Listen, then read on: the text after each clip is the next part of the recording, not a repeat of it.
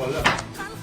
Jon sevginga hammamiz gapirdik, vatani uchun dedik, ota-onamiz uchun, o'zimiz uchun, xalq uchun, O'zbekiston uchun dedik.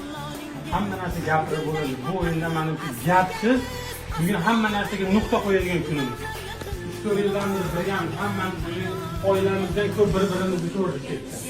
Davay, oilaligimizni bugun ham ko'rsataylik. O'zbekistonda necha million aholi bizdan kutib o'tirib, to'xtamni qo'ygandan keyin biz menimcha boshimizni yerga qaratib o'tirishimiz. Bizlar O'zbekistondagi hamma o'zbeklar bugun bayram bo'lishi kerak. Bugun bu qolgan kun bo'lib qoladi do'stlar. Hamma miyasiga sig'dirsin. Bugun bu kun tarixda qoladigan kun bizim uchun. Faqat yurishga. Bizda bitta o'yin bor. Qatar bilan o'yin kerak emas bizga. Bugun hal qilamiz hamma narsani. Davay, hammamiz birga bo'lsak, bular bizdan kuchli emas aytaychi. Olsin Braziliyadan, Portugaliyadan, boshqadan hammasi grajdan olsin. Lekin bugun kim bizga qarshilashda oldimizda tursa, Liboyni bugun hal qilamiz. Davay, bolalar bugun hamma bugun bizlar bilan birga O'zbekiston hamma duo qilib o'tiribdi. Makkadan hamma joydan ota-onalarimiz duo qilib o'tiribdi.